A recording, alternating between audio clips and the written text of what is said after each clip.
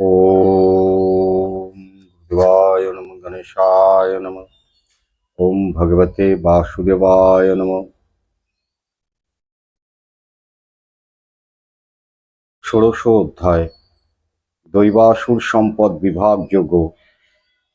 শ্রী ভগবান বললেন, হে অর্জুন, নির্ভীক হওয়া, মনের পবিত্রতা, জ্ঞান ও যোগে নিষ্ঠা, দানে প্রবৃত্তি, ইন্দ্রিয় সংযম, যজ্ঞ ক্রিয়াকরণ, বেদ পাঠ, তপস্যা, সরলতা, অহিংসা, সত্যবাদিতা, ক্রোধ শূন্যতা, ত্যাগে প্রবৃত্তি, শান্ত স্বভাব, লোভহীনতা, সর্বজীবের দয়া, লজ্জা, নম্রতা, অচপলতা, তেজ, ক্ষমা, ধৈর্য, শুদ্ধি, শৌচ, অদ্রোহ, কাহারও গোপনে ক্ষতি না করা, নিজেকে অতি বড় মনে না করা, এই সব গুণ যাদের মধ্যে তিনি সাত্ত্বিক গুণ সম্পন্ন। যে ব্যক্তি আসুরিক ভাব লইয়া জন্মগ্রহণ করে, সে স্বভাবে নিষ্ঠুরতা, ক্রোধ, দম্ভ, দর্প, অভিমান ও অজ্ঞানতা এই সমস্ত ভাব লইয়া জন্মে।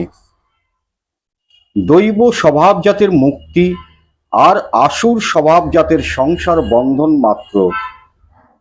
তুমি দুঃখ করিও না, তুমি দৈব সম্পদ লইয়াই জন্মগ্রহণ করিয়াছ। এই জীবলোকে দৈব ও অসুর নামে দুই প্রকার জীব সৃষ্টি হইয়াছে। দৈব সৃষ্টির কথা সব বিস্তার করিয়া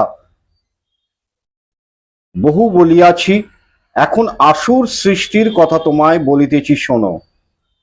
যাহারা আসুর স্বভাবের, তাহারা ধর্ম আর অধর্ম যে কি তাহা জানে না। তাহাদের মধ্যে অপবিত্রতা ও সদাচার বা সত্য কিছু থাকে না। তাহারা বলে, এই জগৎ মিথ্যা, ইহার কোনো ধর্ম বা অধর্ম নাই, কোনো ঈশ্বর নাই, স্ত্রী পুরুষের মিলনে ইহার সৃষ্টি হইয়াছে। এই প্রকার দৃষ্টিভঙ্গিকে আশ্রয় করিয়া ইহারা জন্মে। ইহারা নীচ মনা, অল্প বুদ্ধি সম্পন্না, কর্ম অতি উগ্র, ইহারা জগতে অহিতকারী। ইহাদের কামনা পূর্ণ হইবার নহে। ইহারা নিজেকে বড় বুদ্ধি বলিয়া বুদ্ধির গর্ব করে।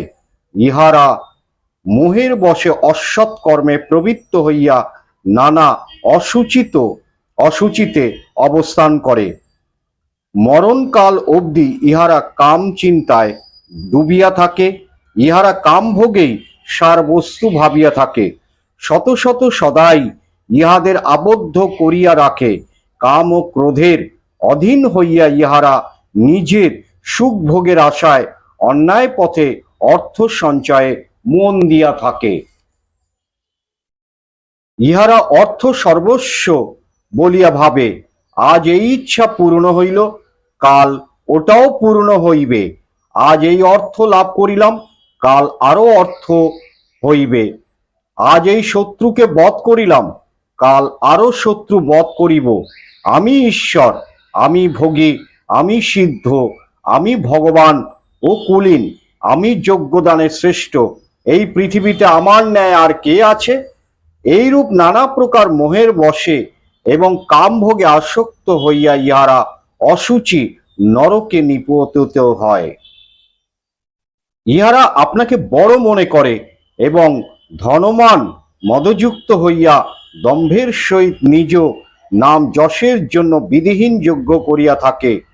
বল, দর্প ও অহংকারকে আশ্রয় করিয়া কাম ও ক্রোধের বশে আমাকে নিজ দেহ ও পরদেহে হিংসা করিয়া ইহারা আমার নিন্দা করিয়া থাকে। এই সকল বিদ্বেষী, ক্রূর পরায়ণ নরাধাম দিগকে আমি বারবার আসুরের স্বভাব দিয়া সংসারে পাঠাইয়া থাকি। হে অর্জুন, এই মূঢ়গণ আসুরি জন্ম পায় এবং ইহারা জন্মে আমাকে না পাইয়া আরো অধম গতি প্রাপ্ত হয়। কাম, ক্রোধ, লোভ এই তিনটি নরকের দ্বার। ইহা আত্মার নাশকারী, তাই এই তিনটিকে সদাই ত্যাগ করিবে। হে অর্জুন, কাম, ক্রোধ, লোভ, এই তিনটি হয় নরকের দ্বার।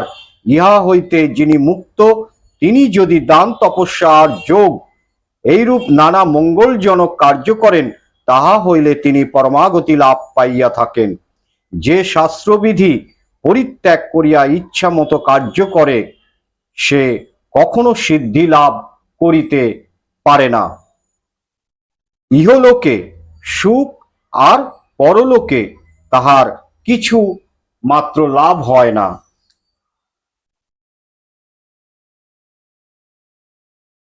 অতএব তুমি কার্য ও অকার্য বিষয়ে শাস্ত্রের কথাই মানিয়া চলিও। উক্ত বিধিমতে কর্ম কিভাবে করিতে হয় তাহা জানিয়া তুমি সেইভাবে কর্ম করো। ওং গঙ্গা গীতা সাবিত্রী সীতা সত্তা পতিব্রতা ব্রহ্ম বলি ব্রহ্মবিদ্যা ত্রিসন্ধ্যা মুক্তি গেহিনী অর্ধমাত্রা চিদানন্দা ভবগ্নি ভ্রান্তি নাশিনী বেদত্রয়ী পরানন্দা তথার্থ জ্ঞান মঞ্জুরি। ওম তৎসৎ। ওম তৎসৎ। ওম তৎসৎ।